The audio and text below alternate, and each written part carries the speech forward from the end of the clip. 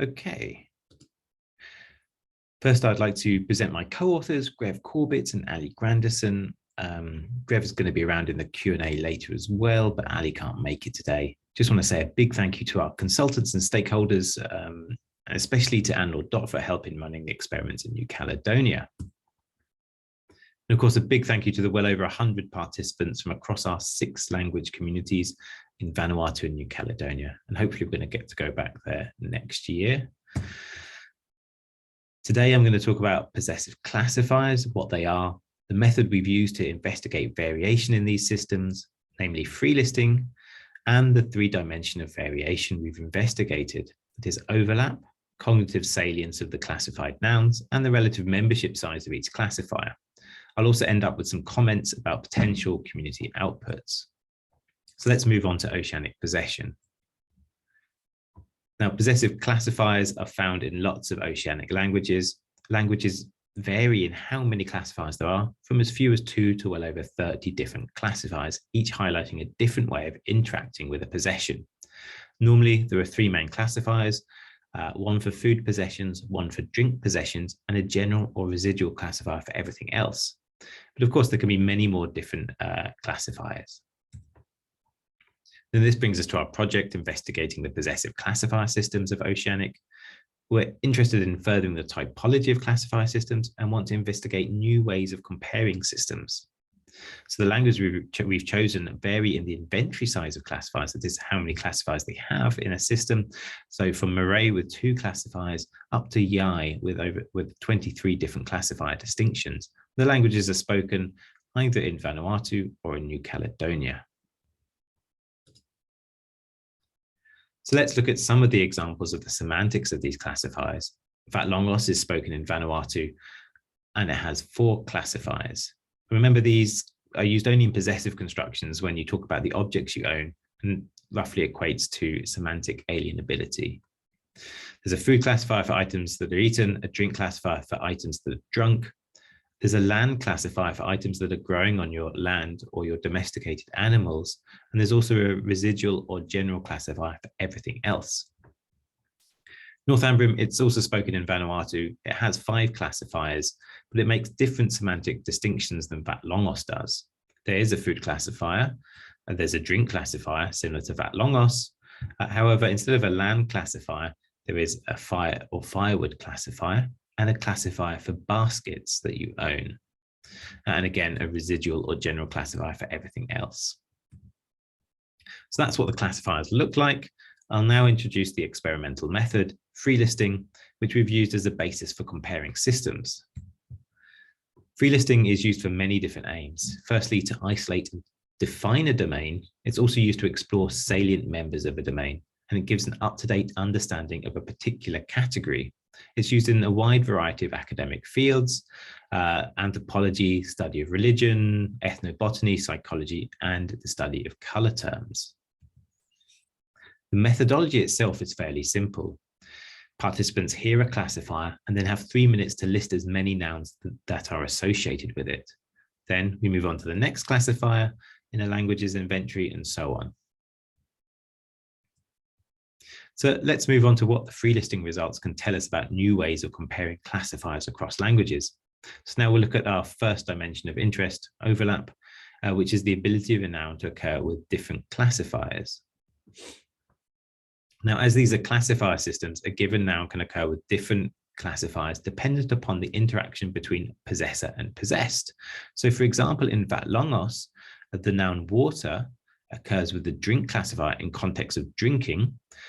However, in more generalized contexts, such as washing with water, the same noun, water, occurs with a general classifier. So we have variable assignment. The noun water can either occur with the general classifier or the drink classifier, dependent upon interactional context. And this is what we call overlap, the ability of a noun to occur with different classifiers. Now, Northumbrian has a much more rigid assignment system than Vatlongos. Nouns typically only occur with one classifier, regardless of interaction. In terms of assignment, Northumbrian functions more like a gender system with fixed or rigid assignment between noun and classifier. So here, the cognate for water, where only occurs with the drink classifier, both in contexts of drinking water and in more generalized contexts, such as washing with water. So we have a fixed assignment for the noun water occurring solely with the drink classifier. So what's important to understand is that not all oceanic classifier systems are the same, either in terms of their inventory size, the number of classifiers a language has, or in terms of their noun classifier assignment. Now let's look at the results of the free list experiment, and we can see a decline appears depending upon how rigidly assigned nouns are to classifiers. On the x-axis, we have the language names, so the languages in our sample, and in brackets, we have a reminder of the inventory size of the classifiers. The y-axis shows us the percentage of nouns that uniquely occurred with just one classifier in blue against the percentage of nouns that occurred with more than one classifier. So a clear decline emerges, showing that some languages have more rigid gender-like assignment on the one hand, such as Northumbrian, as opposed to more classifier-like variable assignment, such as Nlem on the right-hand side here. Generally, languages with more classifiers appear to have more overlap with languages than fewer classifiers. So, for example, we have Yai with 23 classifiers here, and Nlem with 20 classifiers, showing high variability in assignment of nouns to classifiers. However, it's surprising to find a language like that, Longos, with just 4 classifiers here, patterning similarly to languages with large classifier inventories. So we argue that perhaps by simply comparing number of classifiers isn't that useful. And so we have to look into this a bit more deeply and find different ways of comparing classifier systems. So now we're going to look at how we can improve existing typologies of classifiers by introducing the concept of cognitive salience. So free listing, first off, gives us an up-to-date list of nouns that can occur with the different classifiers. But within a classifier's membership, we have to ask, are some nouns more important than other nouns? So free listing can help us uncover prototypical and salient members of a category. Here, there are 2 important criteria that we need to take into account, and the Cognitive Salience Index, designed by Sutrop, takes into account the order of a noun in a participant's list, so whether a noun occurred first on a particular classifier list, second, third, or last. It also looks at the frequency of a noun across participants' lists, so how many participants mention that noun occurring with a particular classifier. It gives us a score between 0 and 1, with 1 representing the highest salient noun, or the most prototypical noun occurring with a classifier. Now, before we move on, we'll just look at an existing typology of classifiers and see if we can build on this using the free listing results. Now, Greville and Seifert have proposed a 3-way distinction based on semantics, generic classifiers, which are the residual classifiers where nouns don't fit into the other classifiers semantics end up. This is akin to our general classifiers in Oceanic. There are specific classifiers which have more niche semantics and often cover a well-defined semantic domain, such as the food or the drink classifier in our Oceanic languages. And then there are unique classifiers, and these are the classifiers that have a single membership. Only one noun can occur with a unique classifier. And for this part of the talk, we're going to sort of compare this notion of unique classifier against the other classifiers. And we found in the descriptive literature for the Yai language, which is one of the languages in our sample, there were 6 different unique classifiers. And so we decided to include these classifiers in our free listing experiment to see if we could get more than one noun with those. And actually, we found that all of these unique classifiers could actually occur with more than one noun. For example, the chew classifier in Yai originally only occurred with the noun for chewing gum, or was reportedly only occurred with the noun for chewing gum. But actually, it's a far more complex picture emerges when we take into account a diversity of participant knowledge. So we do get the word for chewing gum, and we get different types of items that can be chewed, both physically and metaphorically. And therefore, the free listing sort of enriches our knowledge of the semantic domains of the classifier. And actually, if we look at the CSI scores, so the Cognitive Salience Index, we can see that there is a huge jump between the most salient item in this classifier as opposed to the second, third, and fourth most salient items. There's a large drop-off between the salience scores. And so if we can take this a bit further, this chart here compares 3 of the former unique classifiers in Yai, that is the chew, the fire, and the road classifier here, against 2 specific classifiers, food and drink, and the general classifier. Now, along the x-axis, we have the top 10 nouns sorted according to their CSI score, which is shown in the y-axis. And if we look at the former unique classifiers up here, there's a large drop-off from the noun with the highest CSI score to the noun with the second highest CSI score. This results in like an elbow effect in our data before the CSI scores sort of level off. However, if we look at the specific and generic classifiers here, there is a much more smoother change across the CSI scores. So what we can do is we can characterize this type of classifier as having a highly salient semantic core consisting of one prototype with a large drop-off in salience, as opposed to the other classifiers which have a shared cluster of prototypes with a smoother change between the CSI scores. Now, interestingly, the general classifier functions similarly to the 2 specific classifiers here in terms of the salience of members. So there isn't really a way we can distinguish between these 2 subtypes in the typology based on their CSI scores. Our third dimension is that of membership size of classifiers. That is, how many nouns occur with a particular classifier. So let's revisit the typology proposed by Greeneveld and Seifert again. As I said, their typology is based on semantics. Now, general classifiers tend to have highly heterogeneous semantics as they are negatively defined. What doesn't occur in the other classifiers occurs in the general classifier.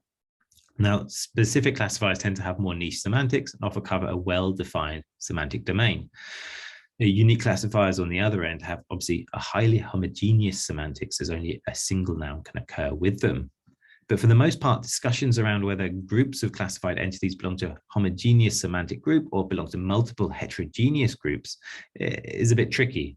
So what is heterogeneous for a researcher may be obviously homogeneous for a speaker of a language. So we're going to leave this part of the typology for another day. However, we want to remark that actually implicit in this typology is the dimension of membership size. So with the unique classifiers, obviously only having one or a few members within them, as opposed to the specific and the generic classifiers, which have many more. So we think it's better to treat these 2 dimensions of semantics and membership size separately, and we're just going to be looking at membership size today. So in order to investigate the membership size, we took the total number of items given by all participants in the free list experiment for each of the classifiers. This gives us an indication of the membership size of the classifiers. Obviously, it's not absolute, but it's a good indicator. Here are 4 languages in our sample: Lewo, Vatlongos, Northumbrian, and Yai, and the classifiers and their relative membership sizes. Now, we found actually that there is the general classifier has the highest amount of members for all of the languages, compared to, say, the more specific classifiers, food and drink.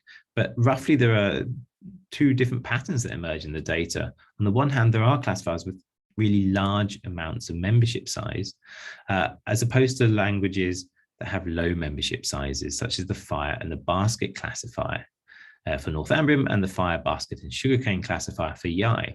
So we were going to make a distinction here between major classifiers, that is, languages with large membership sizes, and minor classifiers with relatively low membership sizes. So if we start by comparing some of these languages together to see if they're similar or different.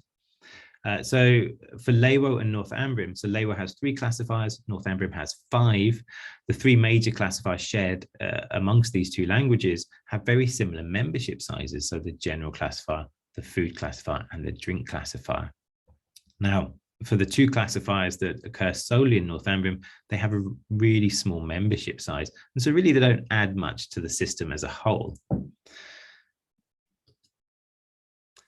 There, of course, doesn't necessarily need to be a distinct cutoff between major and minor classifiers like we just saw for Northumbrian. As the data here from Yai shows, there's actually really a climb from major to minor.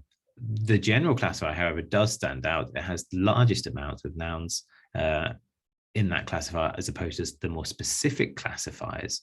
But with the specific classifiers, there is a much smoother climb along the membership sizes. And here, actually, we can include the classifiers that were previously described as unique, that is, the ones that only occurred with one member. However, obviously they occur with many more now from the results of our free listing experiments.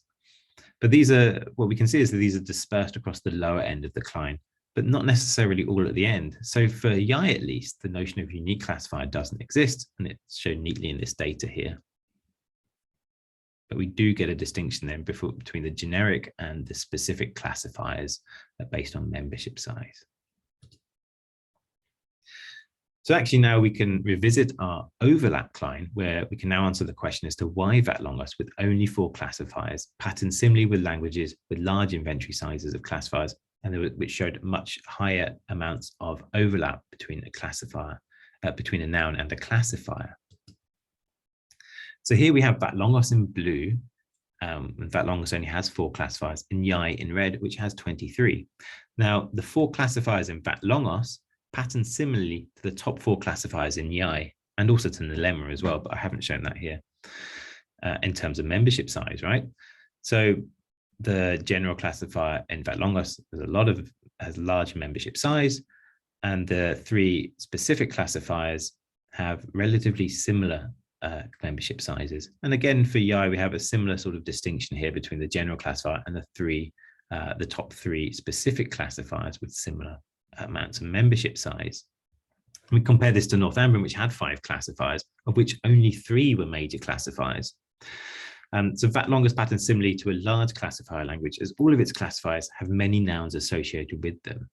Of course, the total number of nouns given in Yai are spread out across the 23 classifiers, which gives us an effective inventory size on the number of nouns in this chart. But we can compare a language with 4 classifiers, to a language with many classifiers if the membership sizes pattern similarly.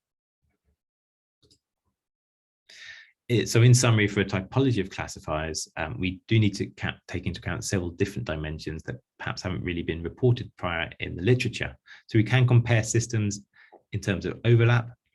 So that is how rigid or variable the assignment system is. We can compare classifiers in terms of membership size. That is the difference between major and minor classifiers. And we can compare classifier members themselves in terms of salience. That is whether there is a cluster of prototypes or a single salient prototype. And there seems to be a link between the membership size and the CSI scores. So major classifiers seem to have a cluster of properties, and minor classifiers tend to have a single prototype. So I'll just move on to some potential community outputs that we're developing. Now, from the results of the free listing experiment, we can create in-depth thematic dictionaries of possessive classifiers. We are working with local stakeholders such as teachers and the Curriculum Development Unit in Vanuatu and the Académie de Langue Kanak in New Caledonia. We have a novel way of dealing with the problem of representation of languages, of classifiers, and how they're represented in dictionaries. So, for example, a dictionary of a language with grammatical gender lists which gender a noun belongs to, but this is not the case for languages with classifiers. Generally, the classifier is listed with 1 or 2 examples. So what we did, we calculated the frequency quartiles for each classifier, dependent on how many participants gave a particular noun in response to a classifier, with 1 being the top quartile, representing the highest amount or the largest frequency among speakers, and 4 being the lowest amount of frequency. So only a few speakers mentioned that noun in a particular classifier list. So this is a direct output for the community based on our experimental results. This is just a first draft, so we're going to see if local stakeholders think this is a useful way of representing this information. So for an example, let's just look at the dictionary we're developing for Yai. So we split the dictionary into classifier sections, and here we just have a couple of examples from the drink classifier. So the noun wanu means coconut, and it occurs in the top quartile of frequency for the drink classifier. That's why it's got a 1. It also occurs in 3 other classifier lists as well, the food classifier, the general classifier, and the classifier for things that you can sit on, but relatively low down. So that's why they have lower quartiles. Whiskey, on the other hand, was only mentioned by a few participants, but solely for the drink classifier. So it has the low quartile number here. but it doesn't occur with any other classifiers. So we think this is a good way of dealing with the problem of representation of classifiers or nouns in classifier languages in dictionaries. So just moving on to our conclusions briefly, we think free listing experiment is well, it is very quick to conduct. It enables researchers to work with many different speakers. It captures a wide spectrum or variety of speaker variation, allowing broader descriptions of categories, and it leads to finer grained typologies and richer benefits for the speech communities. Thank you very much. And here is some of our references. I look forward to the Q&A. Thank you very much.